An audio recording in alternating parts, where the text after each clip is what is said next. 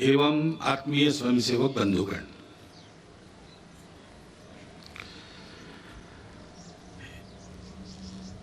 एक वर्ष के विराम के पश्चात फिर से हम खुले मैदान में, भले ही कम संख्या में एकत्र उपस्थित है, परंतु पूरी संख्या में अन्य अन्य केंद्रों पर उपस्थित है। और यह वर्ष अपनी स्वतंत्रता का 75वां वर्ष है। 15 अगस्त 1947 में को हम स्वतंत्र हुए।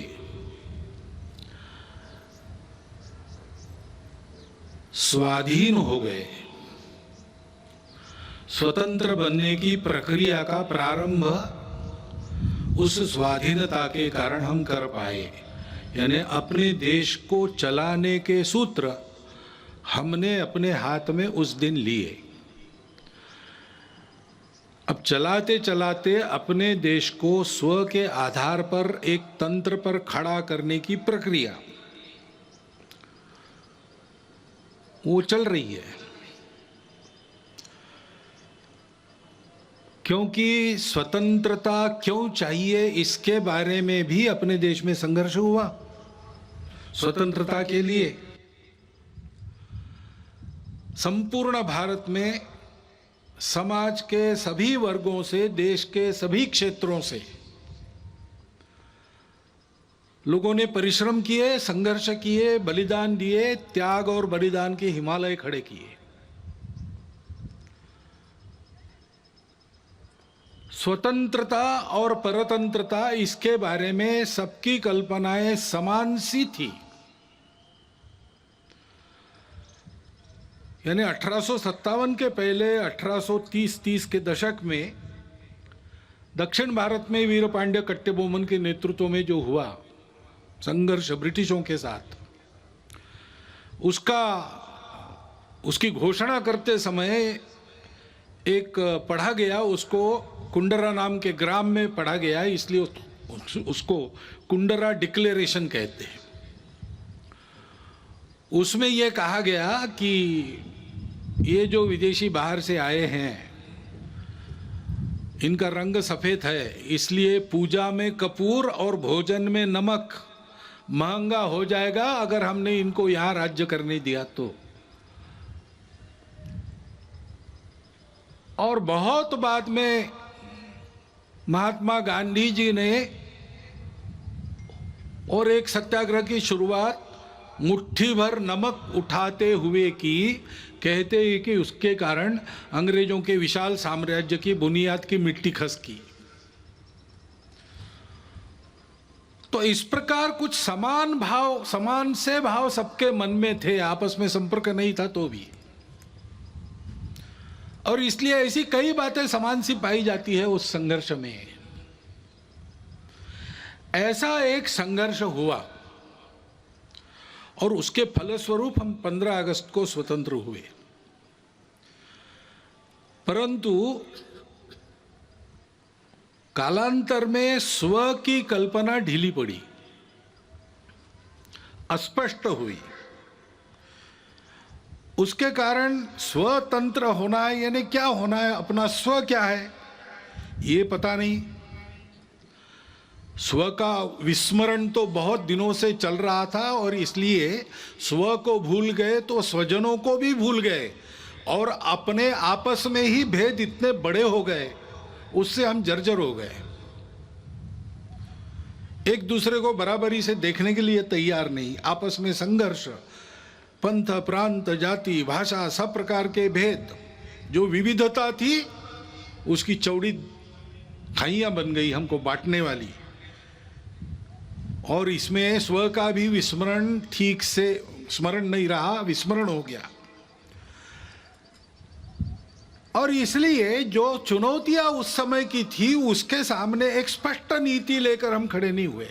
कभी इधर कभी उधर ऐसी ढुलमुल बात चली, इसका लाभ विदेशियों ने लिया।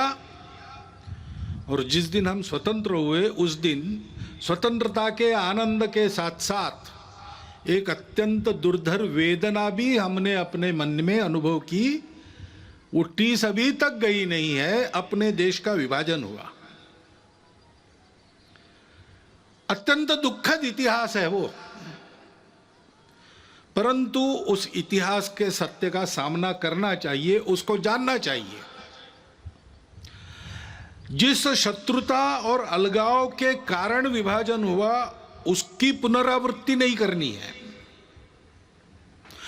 उसकी पुनरावृत्ति टालने के लिए और खोई हुई हमारी अखंडता और एकात्मता को वापस लाने के लिए उस इतिहास को सबने जानना चाहिए, विशेषकर नई पीढ़ी ने जानना चाहिए। क्योंकि अब जो पीढ़ी है वो उसके बाद उसने जन्म लिया है, उसको जानना चाहिए ताकि उसकी पुनरावृत्ति न हो, खोया हुआ वापस आ सके, खोए हुए बिछुड़े हुए वापस गले लगा सके। परंतु इस प्रकार की एकात्मता और अखंडता की पहली शर्त रहती है भेद रहित समताधिष्ठित समाज। पहले हमने अपने स्व को भुला दिया, स्वजनों को भुला दिया, तो भेद जर्जर हो गए। इसलिए हजारों मील दूरी से मुट्ठी भर लोग आए, हमसे बरबर लोग आए और हमको पादाक्रांत करते चले गए। ये बार बार हुआ, एक बार नहीं हुआ। हूण शक बरबर यवन आपने सुना है, तब से लेकर तो ब्रिटिशों के अपने यहां पर राजा बनने तक यही इतिहास हुआ। और इसलिए मूल जो अपना स्व है उसके आधार पर अपने स्वजन, उनके प्रति आत्मीयतापूर्ण व्यवहार ये होना चाहिए। क्योंकि अपने देश में उस स्व के विस्मरण के कारण, अपनों के विस्मरण के कारण जातिगत विषमता की समस्या बहुत पुरानी है। बहुत लोगों ने उस विषमता को हटाने के लिए प्रयास किया। विषमता मूलक जो व्यवस्थाएं थी उनको निकाल दिया, समताधिष्ठित व्यवस्था लाने का प्रयास किया। लेकिन व्यवस्था तो व्यवस्था है, वो एक ढांचा है। आखिर चलाने वाला उसका उपयोग क्या करता है उस पर निर्भर है। चलाने वाले के मन में अगर समता है तो व्यवस्था समता की पोषक होती है। व्यवस्था तो बदलेगी ही, विषमता मूलक व्यवस्था टिक नहीं सकती, अप्राकृतिक है और इसलिए वो जाएगी ही। ठीक से जाए इसको देखना, इतना ही काम रहता है। लेकिन व्यवस्था बदलने के साथ साथ या उसके पहले मन बदलना चाहिए। भेद की भावना मन में रहती है, मन से वचन कर्म और वाणी में प्रकट होती है, वह और विचार में प्रकट होती है, व्यवस्था में प्रकट होती है। और इसलिए उस व्यवस्था के साथ साथ इस मन को बदलने का प्रयास होना चाहिए। संघ के स्वयंसेवक सब प्रकार के प्रयास करते हैं। बुद्धि से वाणी निकलती है, विचार से आदमी बोलता है, तो उस विचार में समाज के भेद बढ़ाने वाली भाषा नहीं चाहिए, समाज को जोड़ने वाली भाषा चाहिए। उतार चढ़ाव आते रहते, उल्टे सीधे प्रसंग होते रहते हैं। हर प्रसंग पर भाष्य करते समय, लोगों को राह दिखाते समय उनको आपस में जुड़ने की, प्रेम को बढ़ाने की भाषा होनी चाहिए। संवाद सकारात्मक हो। इसलिए सामाजिक समरसता मंच के माध्यम से, गतिविधि के माध्यम से संघ के स्वयंसेवक ये काम कर रहे। व्यवस्थागत व्यवहार भी बदले, इसलिए मंदिर पानी स्मशान सबका एक हो, यहां से प्रारंभ हो, इसका प्रयास भी अनेक वर्षों से स्वयंसेवक कर रहे, धीरे धीरे आगे बढ़ रहे। सब प्रांतों में प्रयास चल रहा है। परंतु मन से जाने के लिए तो मिलना पड़ेगा, बातचीत होनी पड़ेगी, अनौपचारिक बातचीत होनी पड़ेगी। और इसलिए पर्व त्योहारों में आपस का मेलजोल, मिलजुल कर जयंतियां, पुण्यतिथियां, विशेष उत्सव इनको करना। जैसे समाज मिलता जुलता है वैसे परिवार भी समाज के विभिन्न वर्गों के आपस में मित्रता करे। आना जाना, उठना बैठना, पर्व त्योहारों पर एक दूसरे के घर जाना, परिवार सहित घर पर बुलाना, इस प्रकार के अनौपचारिक पारिवारिक संबंध उत्पन्न हो, ये काम संघ की शाखाओं के माध्यम से और सामाजिक समरसता मंच नामक गतिविधि से संघ स्वयं सेवक कर रहे हैं, क्योंकि भेद रहित समताधिष्ठित समाज स्वातंत्र्य के टिकने की गारंटी है और राष्ट्र के एकात्मता का अधिष्ठान है। भारत की अखंडता और एकात्मता की ये जो श्रद्धा है, वो कोई नई बात नहीं है, भारत में चलती आई हुई बात है, सनातन काल से चलती आई है। उसके लिए लोग काम भी करते आए हैं। हमारे इतिहास में प्राचीन समय से लेकर अब तक बहुत उदाहरण है, बहुत पर्व ऐसे हैं जिससे बार बार इस एकात्मता का और अधिष्ठान मजबूत बनाया गया है। श्री गुरु तेग बहादुर जी महाराज का 400 सालावा प्रकाश वर्ष है। उनका बलिदान क्यों हुआ था? इसलिए हुआ था कि ये जो भारतवर्ष की चलती आई हुई एकात्मता की, प्रेम की, अखंडता की परंपरा है, उसका आधार तो यही है कि हम सब विविधताओं को स्वीकार करते, पूजा की भी विविधताओं को स्वीकार करते हैं। और उस समय देश में यह अत्याचार चल रहा था कि अपनी पूजा बदलो नहीं तो मरो। तो कश्मीर से लोग गुरुजी के पास आए, हाथ जोड़कर सुरक्षा के लिए विनती की। तेग बहादुर जी चले गए दिल्ली बादशाह के सामने और अपनी धर्म श्रद्धा का परिचय देते हुए उनका बलिदान हुआ। उन्होंने अपना सिर दे दिया, परंतु भारतवर्ष में इस प्रकार की पूजा की स्वतंत्रता बनी रहेगी, सबकी पूजा स्वीकार होगी, कोई एक दूसरे की पूजा पर जबरदस्ती नहीं कर सकता। यह जो अपने भारतवर्ष के संस्कृति का सार है उसको उन्होंने दिया नहीं, सिर दिया, सार नहीं दिया। इसलिए हिंद की चादर कहलाए।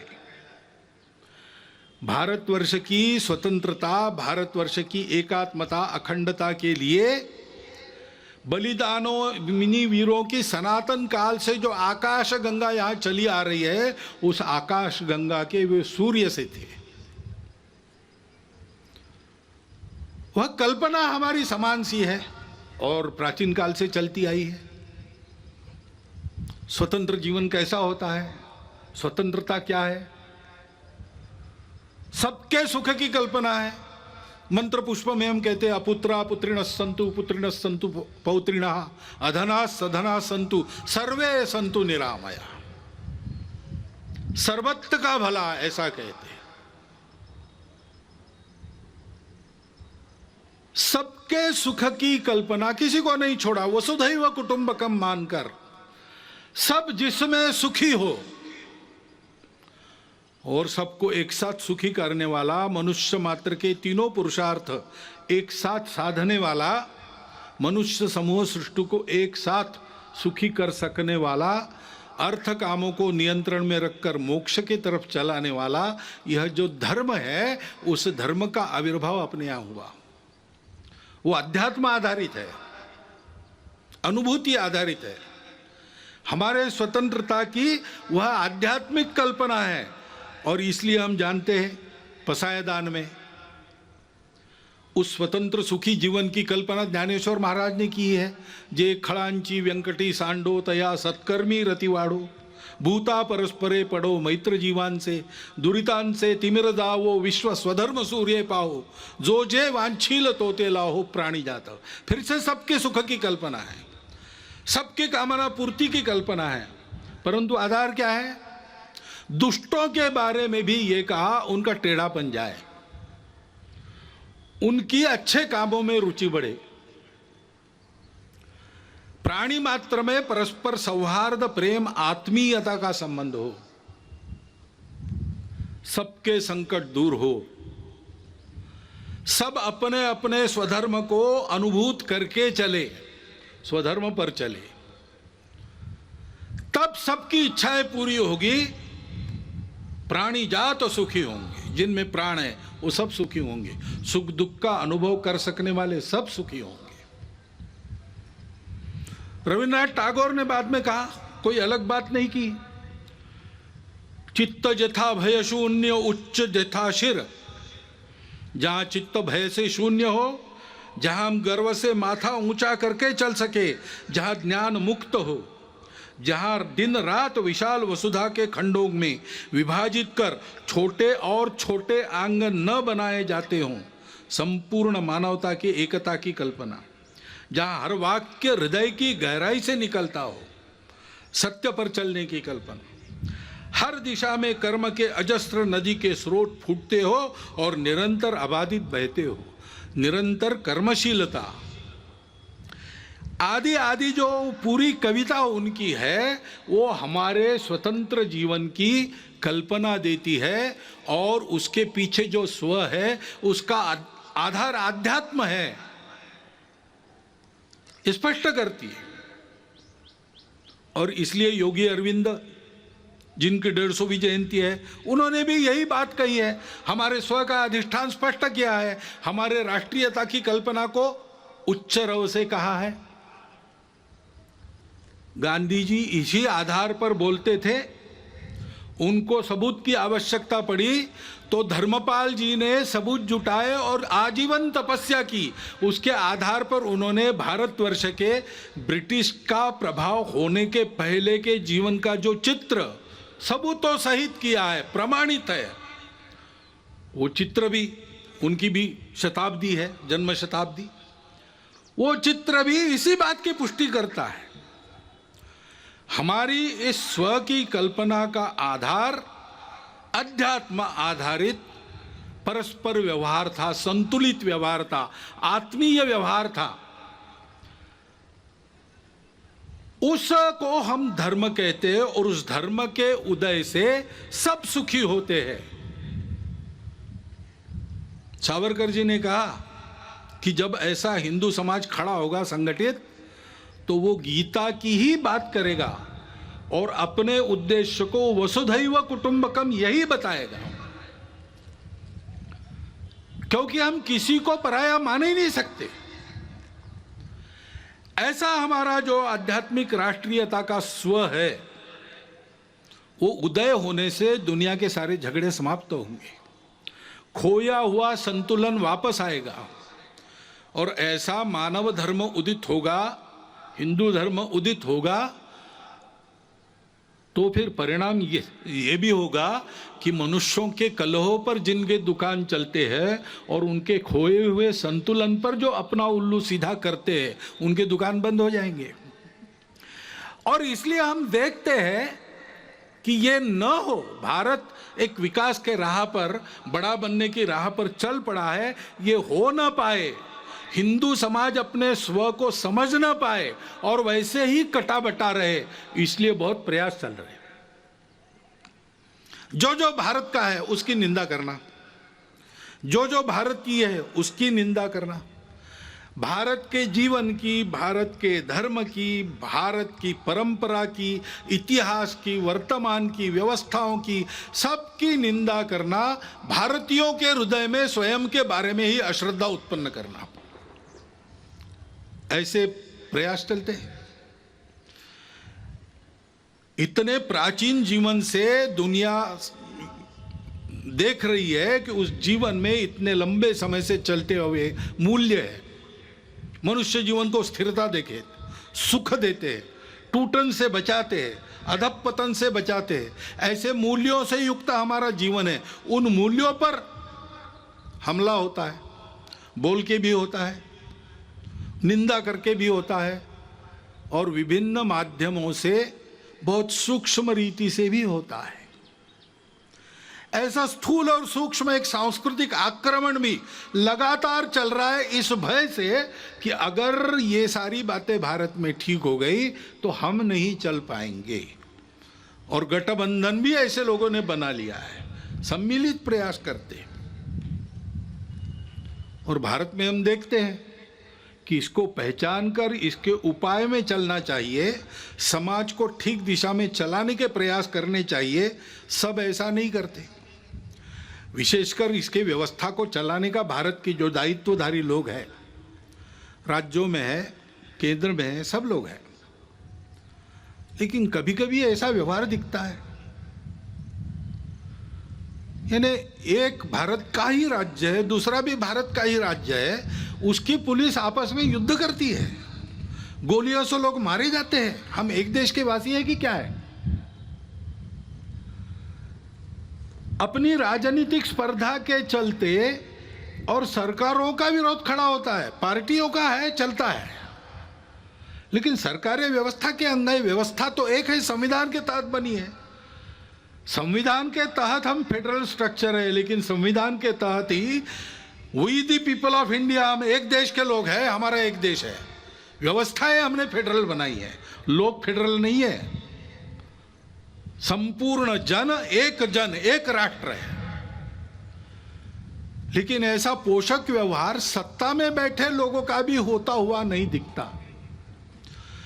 तो समाज को कहां से उद्बोधन मिलेगा, कहां से पथ प्रदर्शक पाथेय मिलेगा?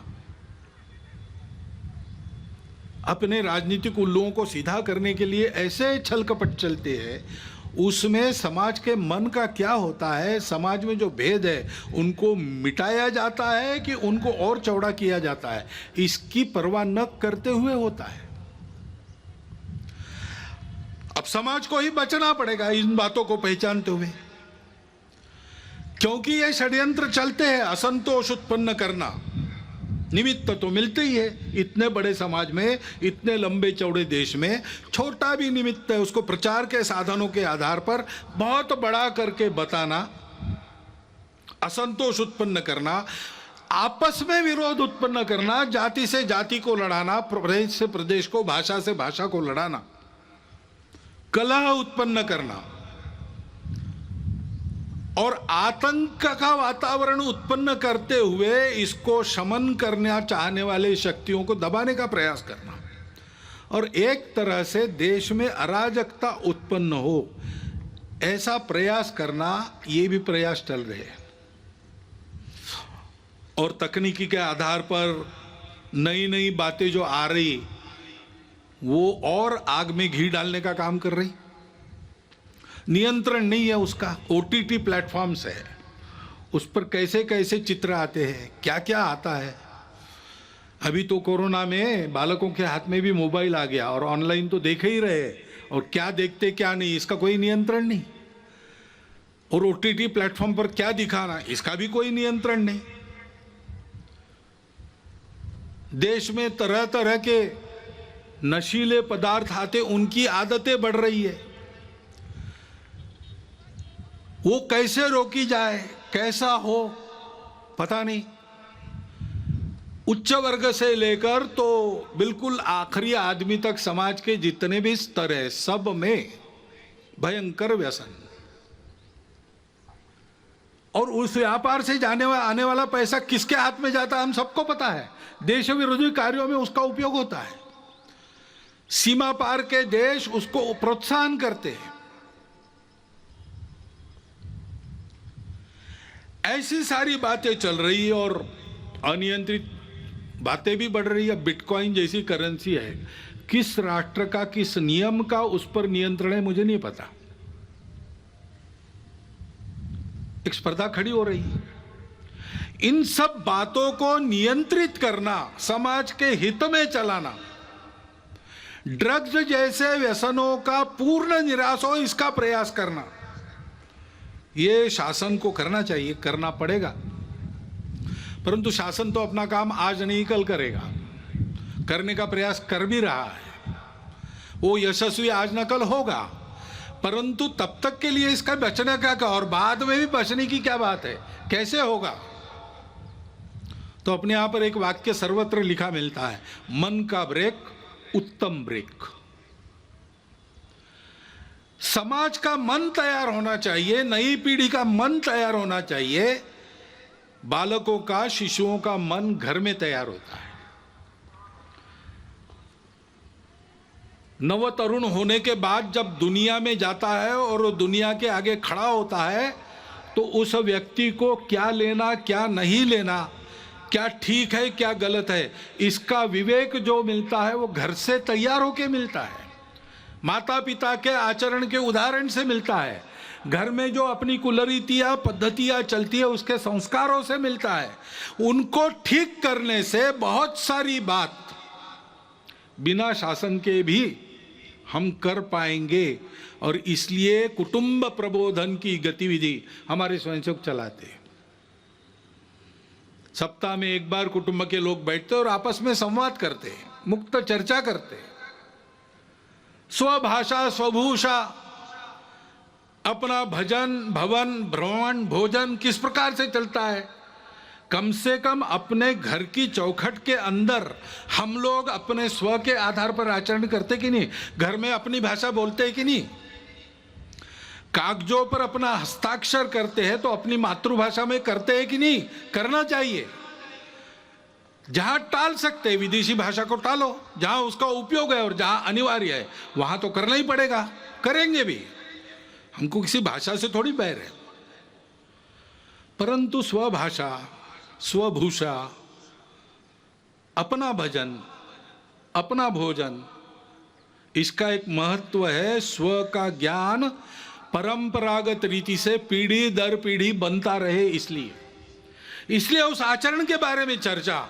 और मैं अपने लिए रोज कुछ करता हूं, परिवार के लिए रोज करता हूं, समय देता हूं, पैसा देता हूं, देश समाज के लिए रोज क्या करता हूं, कितना खर्चा रोज करता हूं, इसका विचार होके ऐसे छोटे छोटे संकल्प लेना और उसके आधार पर परिवार में सब लोगों का मन बनना चाहिए, नई पीढ़ी का भी बनना चाहिए। तो इस प्रकार के विपरीत वातावरण में भी उनकी प्रतिकार शक्ति जागृत रहने से, विवेक शक्ति जागृत रहने से वो उचित का ही चयन करेंगे। स्वाभाविकता तो उनका झुकाव अच्छे के तरफ ही है, केवल उसके लिए पोषक उनके मन बुद्धि के संस्कारों को बनाना चाहिए, उसके लिए ये गतिविधि चलती है। हमारे स्वयंसेवक भी और अन्य अनेक लोग भी ये काम कर रहे हैं। अभी इस प्रकार के हमारे प्रयास चलेंगे।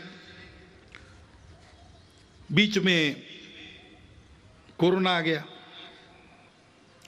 कोरोना के पहले लहर का हमने बहुत अच्छा सामना किया, दूसरी लहर ने बहुत ज्यादा नुकसान किया। हम सब समाज में एक दुख का अनुभव कर रहे हैं। नई पीढ़ी के कई होनहार लोग, सक्रिय लोग इस कोरोना ने उठा लिए हम में से, असमय उठा लिए। उसका बहुत दुख है, उनके प्रति श्रद्धांजलि है। लेकिन वो होने के बाद भी तुरंत सावधान होकर पूरे समाज ने अपनी जान को हथेली पर लेकर दूसरे लहर का भी सामना किया, यशस्वी प्रतिकार किया। और अब तीसरे लहर की आशंका है तो भी अपना देश कोरोना के प्रतिकार में दुनिया में सबसे आगे है। ये परिस्थिति है। ऐसे कार्यकर्ताओं का अभिनंदन भी है, सारा देश अभिनंदन कर रहा है, हम भी उसमें सहभागी। तीसरे लहर की आशंका है, अब दिन ब दिन और मध्यम पड़ते जा रही है। लगता है कि नहीं आएगी, अथवा आएगी तो बिल्कुल परिणामकारक नहीं होगी। लेकिन किसी अनुमान पर निर्भर नहीं रहना चाहिए, तैयारी पूरी होनी चाहिए। गांव स्तर तक हर गांव में 5-7 कोरोना योद्धाओं की टोली तैयार रहे। इसलिए संघ ने देश भर में प्रशिक्षण का कार्यक्रम लगभग पूरा कर लिया है और उसके आधार पर इस कोरोना से लड़ाई होगी, ठीक से होगी। आएगा नहीं ऐसी आशा करते हैं, लेकिन आएगा तो क्या करना उसकी पूरी तैयारी है और हम इस कोरोना को मात देंगे। उसके नुकसान हुए हैं, 2 साल चला तो आर्थिक क्षेत्र में नुकसान हुआ है, बहुत नुकसान हुआ है, परंतु हमारा समाज उससे दबा नहीं है। आर्थिक क्षेत्र में भी उस नुकसान को पूरा करने का आत्मविश्वास दिखता है, लोग बोलते हैं। और किसी किसी आर्थिक अर्थायाम के क्षेत्र में तो सब पूर्ववत हो गया और आगे बढ़ गया, ऐसा भी वृत्त आता है। स्व के बारे में अपने समाज की प्रवृत्ति निश्चित रूप से बढ़ी है। अभी राम मंदिर का धन संग्रह हमने किया गांव-गांव जाके, तो वहां भी यही अनुभव आया। उत्स्फूर्त रूप से समाज के सभी जाति वर्गों का, सभी भौगोलिक क्षेत्रों से उत्तम सहयोग मिला, और एक ही भावना के कारण कि कुछ हमारा हमने वापस लाया है, उसको खड़ा कर रहे हैं। सब लोग राम की पूजा करने वाले लोग नहीं थे, परंतु सबका योगदान है, सबका उत्साह है, और वो स्व प्रकट भी हो रहा है, वो उत्साह प्रकट भी, उस आत्मविश्वास का परिणाम भी दिख रहा है। अभी ओलंपिक और पैरा ओलंपिक में कितने मेडल, ओलंपिक में 1 गोल्ड, 2 सिल्वर और 4 ब्रॉन्ज, यानी स्वर्ण, रौप्य और कांस्य। और पैरा ओलंपिक में 5 स्वर्ण, 8 रौप्य और 6 कांस्य पदक हमारे खिलाड़ियों ने प्राप्त की। ये उत्साह कहां से आया? बहुत परिस्थितियां उनकी बदली है, ऐसा नहीं है, परंतु देश के लिए कुछ कर गुजरने की प्रवृत्ति बनी है, और इसलिए यह कोरोना की आपत्ति हमारे लिए स्व का चिंतन करने का एक अवसर भी बनी है। हमने अनुभव किया अपने स्व पर आधारित कई बातें कितनी उपयोगी है। उदाहरणार्थ अपने स्वास्थ्य का विषय है। स्वास्थ्य मनुष्य की ऐसी आवश्यकता है, उसको पूरा करने के लिए वो कुछ भी कर लेगा। बीमार है तो उपचार के लिए घर भी बेच देगा, लेकिन अच्छे उपचार और विश्वस्त उपचार, जिससे निश्चित ही रहेगी मुक्त, रोग मुक्त होने की, ऐसे उपचार लेने के लिए कुछ भी करता है। तो हमने देखा कि देश में सबकी इच्छा है चिकित्सा सबको सुलभ रहे, सबके पास पहुंच सके, और चिकित्सा महंगी न हो, सब आयु वर्ग के लोग उसका लाभ ले सके। वो सस्ती और सुलभ चिकित्सा पानी है तो स्व के आधार पर क्या विचार करेंगे? पहली बात है कि हमारी परंपरा में केवल इलनेस का, बीमारी का विचार नहीं किया, हमने वेलनेस का भी विचार पहले से किया है। आयुर्वेद में एक पूरा प्रकरण स्वास्थ्य वृत्त है, बीमार नहीं कैसे पड़ना। उसमें जैसे स्वच्छता का महत्व है, उस पर तो कई वर्षों से हम आगे आगे बढ़ रहे हैं।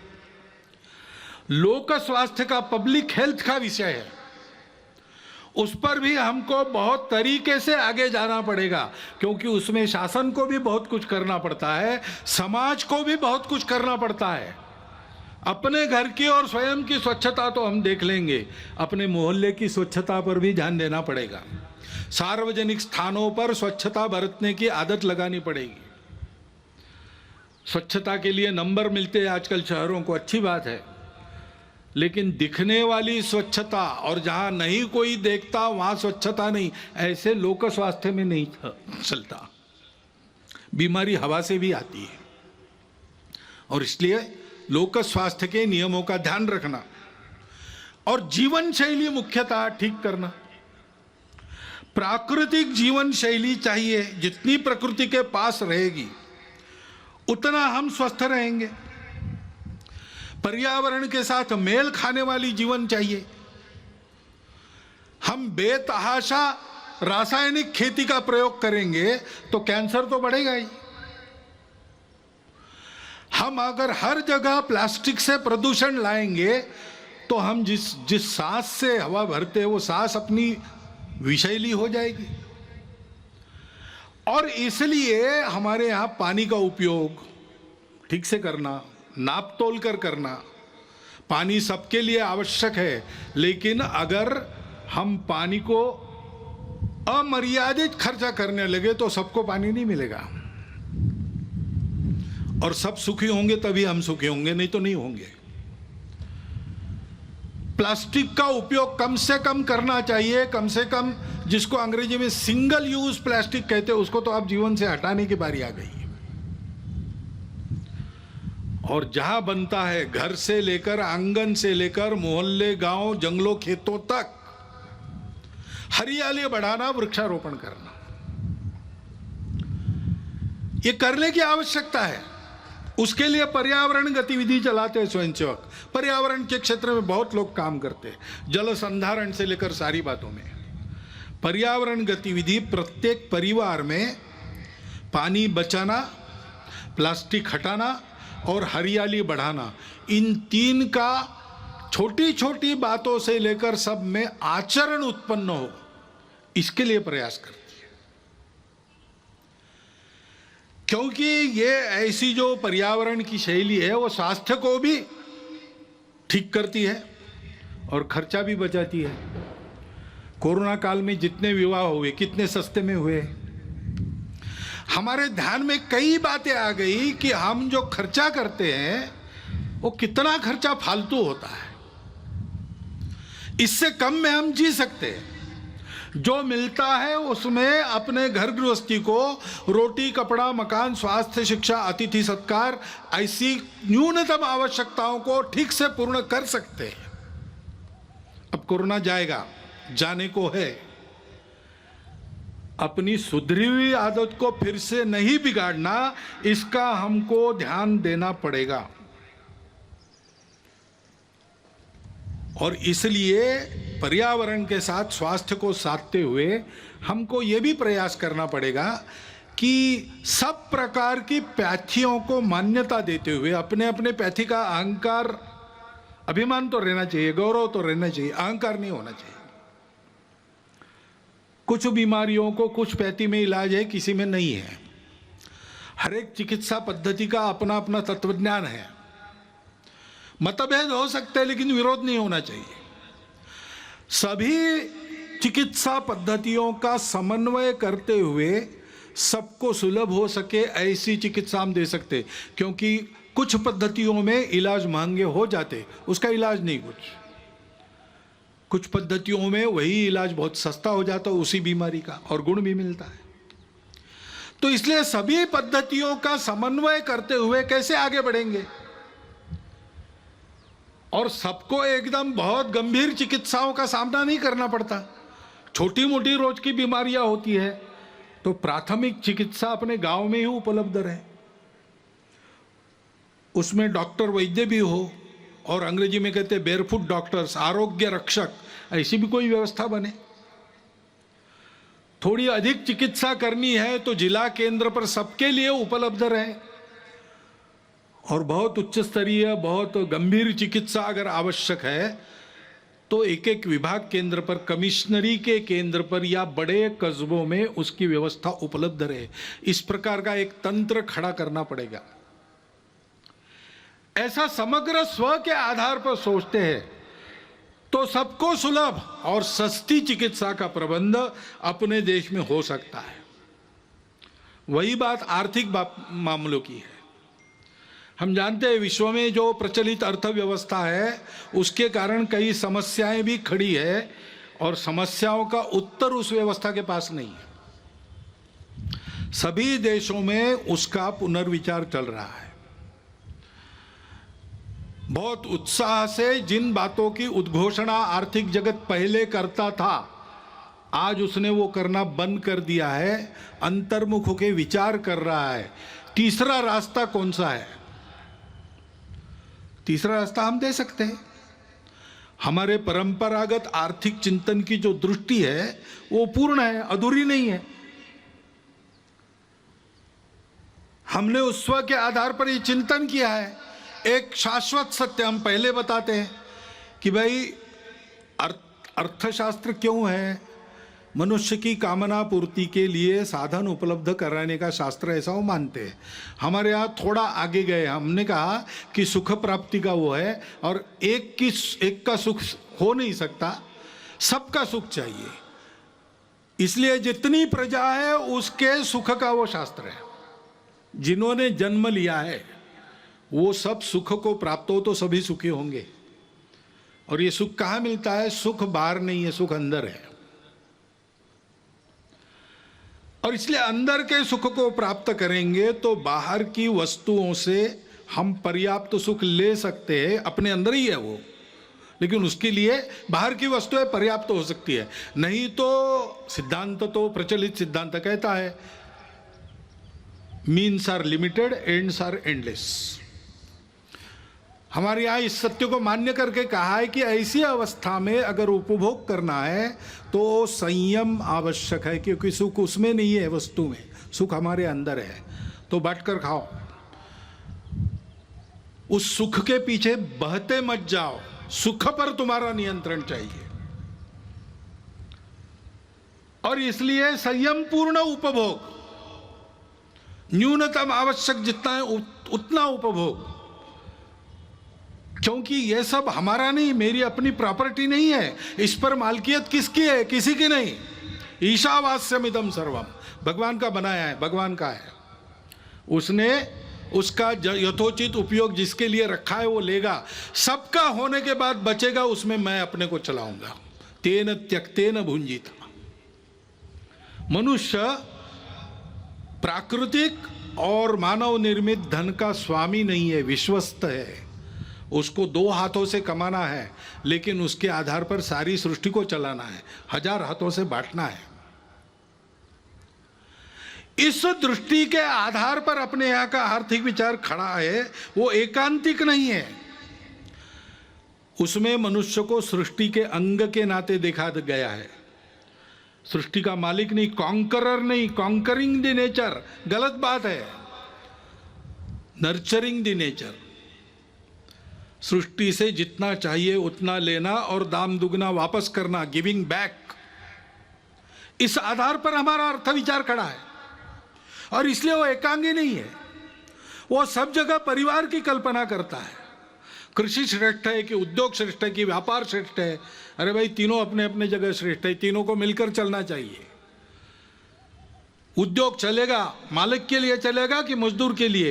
अरे भाई, मालिक मजदूर बीच में जो व्यापारी है वो और ग्राहक, सबको एक परिवार मानकर सबके हित का विचार करके चलेगा। सबको अपना अपना कर्तव्य पूरा करते हुए संयम से बरतना पड़ेगा, तब सबकी कामना पूर्ण होगी।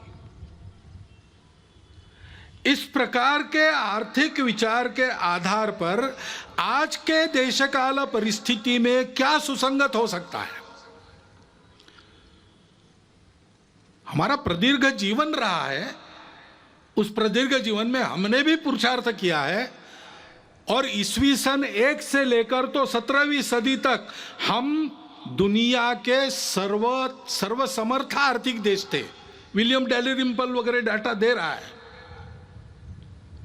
ये अगर वस्तुस्थिति है तो हमारे इतने लंबे आर्थिक अनुभव से हमने जो शाश्वत तत्व निकाले हैं उसके आधार पर हमको चलना पड़ेगा। जमाना बदला है, ऊपर ऊपर का परिवर्तन उतना जरूर करना पड़ेगा। विश्व भी अब 2-4 हजार साल चला है अर्थ पुरुषार्थ में, उसका भी कुछ अनुभव है। वहां से भी जो उपयुक्त है वो लेना पड़ेगा। स्वदेशी को काल सुसंगत बनाना और विदेशी को देश सुसंगत बनाना, इसके आधार पर अपने स्व पर आधारित एक नया आर्थिक प्रतिमान संपूर्ण दुनिया को देना, ये दुनिया की अभी आवश्यकता है। और हम स्वातंत्र्य में हमारे स्व के प्रगटीकरण का एक स्वाभाविक आविष्कार है, इसकी चिंता हमको करनी पड़ेगी। और ये बात जब सोचते हैं तो एक सब लोग आजकल कहते हैं, पहले इतना नहीं कहते थे, आजकल कहते हैं, वो कहते हैं ये जनसंख्या क्या क्या करेंगे, बढ़ती जा रही है।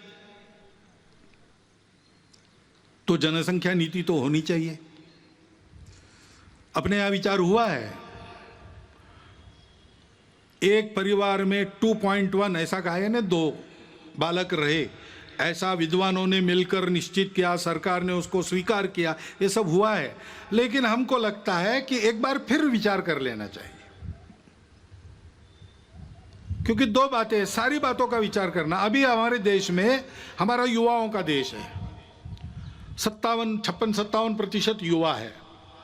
30 साल के बाद ये सब बूढ़े बनेंगे, उनको खिलाने के लिए भी हाथ लगेंगे। कितने हाथ लगेंगे? कितने लोगों को खिला सकेंगे? और उस समय जितने लोगों को खिलाना है उसके लिए काम करने वाले कितने लगेंगे? दोनों बातों का विचार करना पड़ेगा। इतना हम बढ़ेंगे तो पर्यावरण कितना झेल सकता है? हमारी माताएं उस दृष्टि से कितनी सक्षम है, उनको खुद के पैरों पर खड़ा रखने का सामर्थ्य, उनका सशक्तिकरण कितना हुआ है, वो कितनी प्रबुद्ध है, हम उनको कैसा ऐसा बना सकते? एक 50 साल आगे तक का विचार करके एक नीति बनानी चाहिए और उस नीति को सब पर समान रूप से लागू करना चाहिए, क्योंकि जैसे जनसंख्या एक समस्या बन सकती है, वैसे जनसंख्या का असंतुलन भी समस्या बनती है, बन रही है देश में, दुनिया में। हम देख रहे हैं, सब लोग बोल रहे हैं। इसमें किसी के प्रति बुरा भाव नहीं रहता है। अरे इसलिए हमने एक 2015 में ही प्रस्ताव पास किया इसके बारे में। उस प्रस्ताव को मैं पढ़ के बताता हूं। जनसंख्या वृद्धि दर में असंतुलन की चुनौती। देश में जनसंख्या नियंत्रण हेतु किए गए विविध उपायों से पिछले दशक में जनसंख्या वृद्धि दर में पर्याप्त कमी आई है, लेकिन इस संबंध में अखिल भारतीय कार्यकारी मंडल का मानना है कि 2011 की जनगणना के पांथिक आधार पर किए गए विश्लेषण से विविध संप्रदायों की जनसंख्या के अनुपात में जो परिवर्तन सामने आया है, उसे देखते हुए जनसंख्या नीति पर पुनर्विचार की आवश्यकता प्रतीत होती है। विविध संप्रदायों के प्रति जनसंख्या वृद्धि दर में भारी अंतर, अनवरत विदेशी घुसपैठ व मतांतरण के कारण देश की समग्र जनसंख्या, विशेषकर सीमावर्ती क्षेत्रों की जनसंख्या के अनुपात में बढ़ रहा असंतुलन देश की एकता, अखंडता, सांस्कृतिक पहचान के लिए गंभीर संकट का कारण बन सकता है। विश्व में भारत उन अग्रणी देशों में था जिसने 1952 से ही जनसंख्या नियंत्रण के उपायों की घोषणा की थी, परंतु सन 2000 में जाकर ही वह एक समग्र जनसंख्या नीति का निर्माण और जनसंख्या आयोग का गठन कर सका।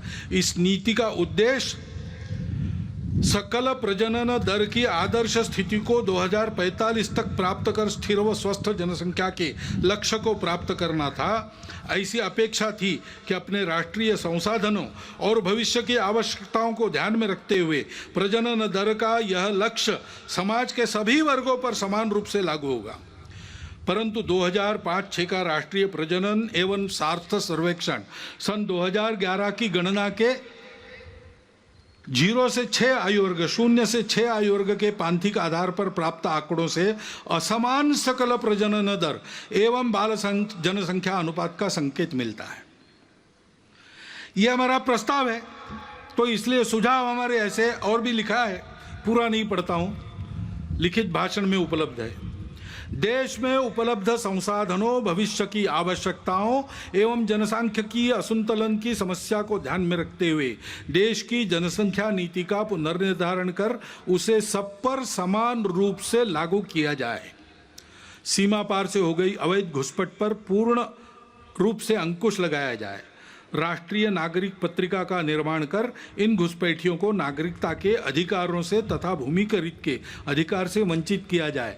जो अनधिकृत प्रवेशकारी लोग हैं, वो हमारे देश में बसने वाले, सदियों से बसने वाले, पीढ़ी दर पीढ़ी बसने वाले नागरिक बने हुए, किसी के प्रति ये बात नहीं है।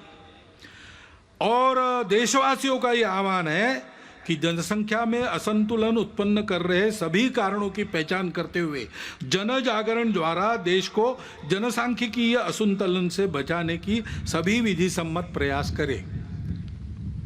कैरो में एक परिषद हुई थी राष्ट्रों की, उसमें सबके साथ अपने देश का जो अधिकृत संकल्प है, डॉक्टर मनमोहन सिंह उस समय प्रधानमंत्री थे, उस संकल्प के बाहर इसमें कुछ भी नहीं है, सब उसके मर्यादा के अंदर है। क्योंकि कुछ ऐसी परिस्थितियां आती है, अभी जैसे एक अचानक आ गया, वायव्य सीमा के पार तालिबान खड़ा हो गया। अब तालिबान का पूर्व चरित्र क्या है हम सब जानते हैं, और उसकी जो बातें हो रही है वो 2 प्रकार की हो रही है। कभी कहता है कि अच्छे रहेंगे, कभी कहता है कि नहीं हम वही है पहले से। तो इसका एक स्पष्ट संकेत है कि हमसे सावधान रहना चाहिए। और तो और उस समय उसका समर्थन करने वाले जब खड़ा हुआ तब रशिया भी था, तुर्कस्तान भी था, चीन और पाकिस्तान तो आज भी है। अब तालिबान बदला भी होगा, पाकिस्तान बदला है क्या? ऐसा तो बिल्कुल नहीं है। चीन का इरादा भारत के बारे में बदला है क्या? ऐसा तो बिल्कुल नहीं है। और इसलिए यह मानते हुए भी हृदय परिवर्तन हो सकता है, बुरा से बुरा आदमी भी बदल सकता है, बातचीत से, संवाद से बातें हल होती है, प्रेम से, अहिंसा से मामला ठीक हो सकता है, इसको मानना चाहिए, इसके प्रयास भी जारी रखने चाहिए, लेकिन अपनी सावधानी, अपनी तैयारी को पूर्ण रखते हुए हमको सजग भी रहना चाहिए। हमारी सीमा सुरक्षा और अधिक चाक चौबंद होने की आवश्यकता है। जहां बार बार आक्रमण होते वहां तो ठीक ही है, लेकिन जहां नहीं होते ऐसा हम कहते हैं, लेकिन चोरी छुपे होते रहते हैं। सागरी सीमा है, हमारे सागरी प्रदेश में जो टापू है, देश के अंदर की बातें हैं, इन सबको बहुत अच्छा करना चाहिए। इंटरनेट के उपयोग के कारण अब साइबर सिक्योरिटी का भी प्रश्न खड़ा हो गया है, उसके मामले में हमको बहुत आगे जाना पड़ेगा, हम जाएंगे। और ऐसी बातों का परिणाम अंदर उपद्रवी लोगों के मनोबल पर न हुआ तो भी वो कुछ न कर सके, ऐसा हमको ठीक रखना पड़ेगा। अभी अभी जम्मू कश्मीर में होकर आया, वहां सामान्य जनता को 370 हटने के अच्छे लाभ मिल रहे हैं, उसको तो मानते हैं, लेकिन और आगे बढ़ते हुए उनका देश के साथ सात्मीकरण हो, इसके प्रयास बढ़ाने की आवश्यकता है। मन से एक होना चाहिए। भारत से किसी भी भारतीय के रिश्ता लेन देन का नहीं है। हम भारत माता के पुत्र हैं, हम भारत के अंग हैं। कश्मीर की जनता को, उसके मन में उस भावना को हमको विकसित करना पड़ेगा। इस दृष्टि से शासन के, समाज के, दोनों के प्रयास चल रहे हैं और बढ़ने चाहिए, उसमें गति आनी चाहिए। ये अगर हम करते हैं तो फिर आतंकवादियों की गतिविधियों का भी बंदोबस्त करना पड़ेगा। अभी 370 हटने के बाद उनके प्रति जो डर था वो भाग गया। अब वो डर से ही काम लेते थे, तो उस डर को वापस लाना उनके लिए आवश्यक है। इसलिए चुन चुन कर जैसे पहले करते थे, मनोबल गिराने के लिए टारगेटेड वायलेंस, लक्षित हिंसा वो कर रहे हैं। उद्देश्य कई है उनका कि अपने डर को फिर से स्थापित करना, और समाज वहां संघर्ष कर रहा है। वो कह रहा है कि एक बार डरे डरे अब नहीं डरेंगे, आप डर को वापस नहीं ला सकते। लेकिन शासन को भी बड़ी चुस्ती से इसका बंदोबस्त करना पड़ेगा, तब इस संघर्ष को हम ले लेंगे, जीत लेंगे। हिंदू समाज को ये सब करना पड़ेगा। और हिंदू समाज के अपने भी कुछ प्रश्न हैं, जैसे मंदिरों का प्रश्न है। हिंदू समाज के मंदिरों की स्थिति बहुत अच्छी नहीं है, लेकिन देश के हर भाग में अलग अलग है। दक्षिण के प्राय सभी मंदिर सरकार के अधीन है, छोटे छोटे मंदिर जो स्वतंत्र है वो उपेक्षित है। बाकी भारत में कुछ मंदिर सरकार के अधीन है, कुछ मंदिर भक्तों के अधीन है। सरकार के अधीन भी कुछ मंदिर बहुत अच्छे चलते हैं, बहुत सुंदर, साफ सुथरे, प्रेरणा देने वाले, भक्तों की मदद, समाज की सेवा करने वाले। सरकार के अधीन भी है और भक्तों के अधीन भी मंदिर बहुत अच्छे चल रहे। दिल्ली का झंडे वाला मंदिर है, अपने यहाँ पास में शेगांव का मंदिर है, भक्तों के अधीन है, उत्तम चल रहे, व्यवस्थित चल रहे, पवित्र चल रहे, स्वच्छ चल रहे, और समाज की भी कई प्रकार से सेवा करते हैं। ऐसे व्यवस्थापक की दृष्टि से वैष्णो देवी मंदिर सरकार ने लिया, वो ठीक चल रहा है। जगमोहन जी थे, वो श्रद्धालु थे, इसलिए ठीक हो गया प्रबंध। लेकिन जहां ऐसा नहीं है, वहां क्या हो रहा है? लूट चल रही है। मंदिरों की जमीन बेची गई, मंदिर की संपत्ति हड़पी जाती है।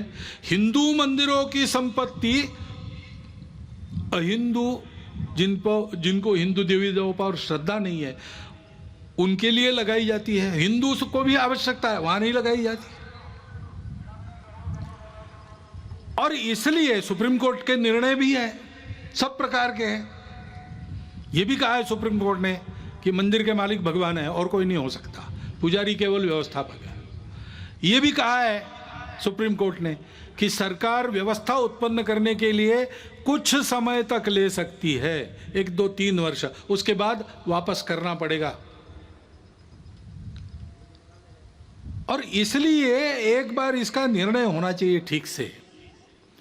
और निर्णय यह भी होना चाहिए हिंदू समाज इन मंदिरों को कैसे रखेगा, हिंदू समाज की क्या व्यवस्था है अपने मंदिरों को जैसे वो पहले समाज के जीवन के केंद्र हुआ करते थे वैसे चलाने का। क्योंकि हिंदू समाज की श्रद्धा जगे, हिंदू समाज का बल जगे, हिंदू समाज के लोगों के आपत्तियों का निवारण हो, उनको श्रद्धा मिले, उनको सहारा मिले। इस दृष्टि से हिंदू समाज की ये जो सारी व्यवस्थाएं आज भी है पतित हो गई है, उनको ठीक करने के लिए हिंदू को जगाना पड़ेगा। क्योंकि हिंदू समाज का ऐसा होना ही सारी बातों का आधार है। हमारे देश का स्व आध्यात्मिक है, उसमें अनेक पूजाएं आ सकती है, बाकी पूजाएं समाई भी जा सकती है। वो पूजा पर निर्भर नहीं करता। शासन प्रशासन देश को कैसे चला गया एक बात होती है, लेकिन देश को तो सही अर्थों में समाज चलाता है। और अपने समाज का जो स्व है वो स्व छोटी पहचानों के संकुचित अहंकार को भूलकर उनको स्वीकार करना, पहचानों को उनका पूर्ण सम्मान करना, उन सब पहचानों को आदर और विकास का अवसर मिलना, परंतु उसके अहंकार में फंसना नहीं। उससे बड़ा हम सब एक समाज है। ये संपूर्ण भारतवर्ष हमारी मातृभूमि है। राष्ट्र हमारे यहाँ राज्य आधारित नहीं है, नेशन स्टेट नहीं है।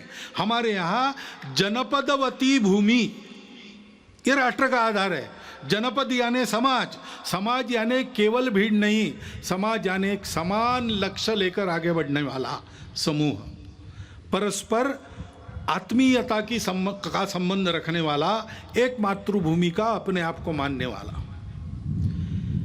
ये भारतवर्ष व्यवस्थाओं में भी विविधता, लेकिन सदैव एक राष्ट्र रहा है। और उसका स्व है सभी विविधताओं का स्वीकार, सम्मान। सब उपासनाओं का हम स्वीकार कर सकते हैं। ये बात सही है कि उपासना आक्रमणकारियों के साथ भी दुनिया की 2 यहां आई है, शरणार्थी होकर भी दुनिया की 2 उपासनाएं यहां आई है, यहूदी और पारसी। इस्लाम और ईसाइयत आक्रामकों के साथ प्रवेश कर गई है, आक्रामकों के साथ बढ़ी, लेकिन वो इतिहास हो गया। उन आक्रामकों के साथ नाता नहीं है किसी का। सब अपने उन हिंदू पूर्वजों के वंशज है जो इस विविधता को एकता का ही आविष्कार मानकर सबका स्वीकार सम्मान करते थे, आपस में प्रेम से मिलजुल कर रहते थे और सभी एक दूसरे का आदर करके चलते थे। उन्हीं हिंदू पूर्वजों को सब वंशज है। वही भारतवर्ष सबकी मातृभूमि है, जिसके सिवाय किसी को गति नहीं है और कहीं। और उसकी यह सबको अपना मानने वाली सा प्रथमा संस्कृति विश्ववारा, ऐसा गौरव से जिसको कहा गया है, मनुष्य में मनुष्यत्व को जागृत करने वाली उस संस्कृति का असर सब पर है। उस संस्कृति को मानकर सब पर चलना, ये सबने मान्य करना चाहिए। इसमें किसी को पूजा नहीं छोड़नी पड़ती, भाषा नहीं छोड़नी पड़ती, कुछ नहीं छोड़ना पड़ता। अपना कट्टरपन, अपने मन के अलगाव की भावना और अपनी छोटी पहचानों का अनुचित अहंकार छोड़ना पड़ता है। उसका गौरव सुरक्षित रहता है, उसकी प्रतिष्ठा, उसका स्वीकार सम्मान सुरक्षित रहता है। राष्ट्रवासियों के लिए इस आह्वान का स्वीकार करके ही भारत की एकात्मता, अखंडता वापस आएगी।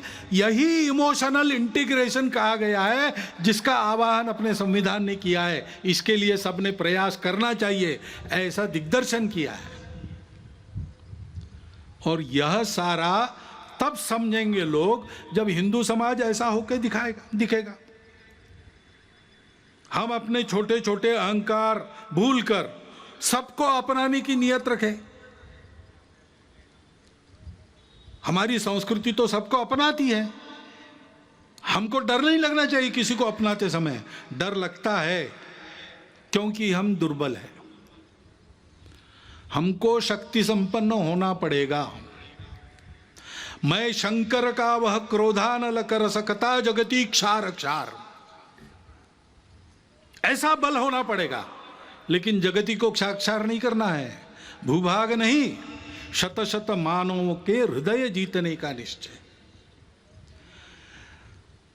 जो हाथ उठाए उसका हाथ न रहे, इतना सामर्थ्य होना चाहिए।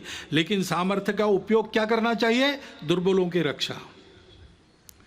शील और शक्ति को साथ में लेकर हिंदू समाज को चलना चाहिए, क्योंकि दुनिया दुष्टों की है, वो बिना शक्ति सत्य को भी नहीं मानती। तो हिंदू समाज को अपने भेद भूलकर संगठित होना पड़ेगा, शक्ति संपन्न होना पड़ेगा।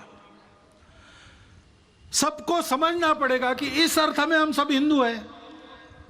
इसको समझा, इसलिए तो हमारे इतिहास में राणा सांगा के साथ अकबर से लड़े, बाबर से लड़े, हसन खां मेवाती हो गए। राणा प्रताप के साथ अकबर को टक्कर देने वाले हकीम खां सूरी हो गए। खुदा बख्शा और गौस खां जो अंतिम सांस कर झांसी की रानी और उसके वंशजों के साथ रहे, वो हो गए।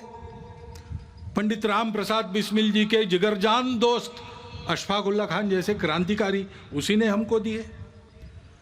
बारामुल्ला में कबाइलियों के आक्रमण के आगे देश के एकात्मता को किसी प्रकार से समझौते में न लाते हुए अपना बलिदान करने वाले मकबूल शेरवानी भी उसी के कारण हुए। अपने सेना के वीर जवानों में ब्रिगेडियर उस्मान से लेकर हवालदार अब्दुल हमीद जैसे वीर इसी के कारण हुए। इतिहास है, कभी इस्लाम आक्रमक के नाते आया, उनसे हमारा नाता नहीं है। आज हमको मुसलमान रहना भी है, हम रह सकते हैं, अपना देश उदार है। हमारे आदर्श ऐसे मुसलमान होंगे जो देश के प्रति न्यौछावर हो गए। हमारा जीवन वैसा बनना चाहिए। हिंदू समाज अपने आप को संगठित शक्ति संपन्न बनाकर इस अपनत्व की भाषा से लोगों को समझाता है, तो अपने देश में लोग समझ जाएंगे कि आतंक, कट्टरता, द्वेष और स्वार्थ के समय में दुनिया में कोई नहीं है जो इससे तारेगा। केवल वह हिंदू समाज है वो जो सबको स्वीकार करता है, और वो शक्ति संपन्न है, वो इस दायित्व का निर्वाह कर सकता है। यह भारतीय संस्कृति सबको दे सकता है, उसमें वह बल खड़ा हो गया है। इस बल को खड़ा करना अपना काम है।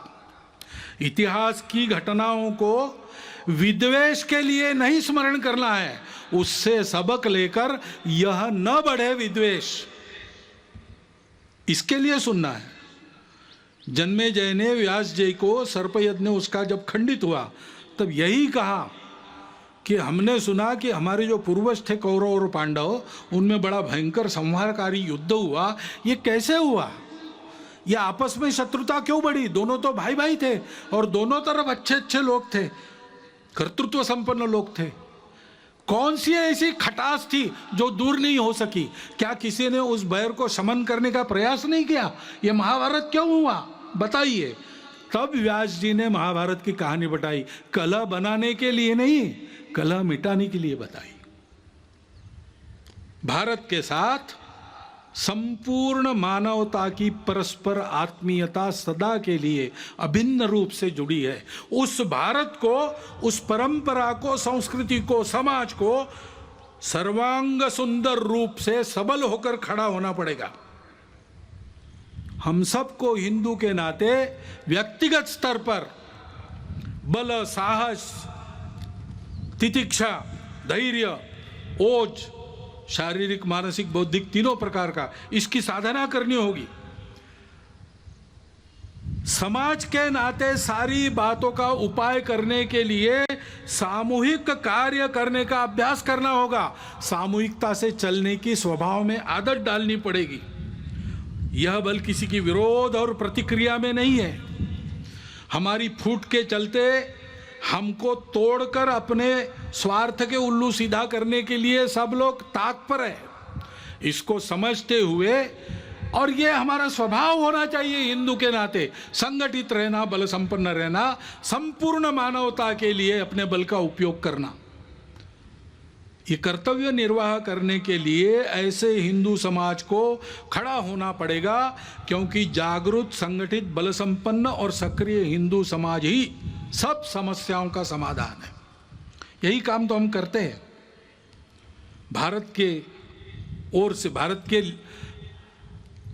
की जो प्रगति है उससे विकास की अपेक्षा भारतीयों की जैसी भारत से है, वैसे संपूर्ण विश्व की अपेक्षा है एक नई राह दिखाने की। उसके लिए भारत को तैयार करना, अपनी विविधता को अपनी एकता का श्रृंगार बनाकर बल के साथ सब प्रकार के जीवन का उत्तम उदाहरण बनकर दुनिया में खड़ा, संपूर्ण देश को प्रेम से पुकारता ललकारता हुआ, अपनी छत्र छाया में अधिक अच्छे मनुष्य बनकर सृष्टि के साथ कल्याण की राह पर अग्रसर करने वाला विश्व गुरु भारत हमको खड़ा करना है। संघ के स्वयंसेवकों की अपेक्षा इसके लिए है, और आप सब समाज के लोगों का योगदान भी उसमें संघ चाहता है। इस यज्ञ में आपकी भी सबकी संविदा पड़े, सारा समाज इसके लिए अग्रसर हो तो भारत का भाग्य बदल जाएगा।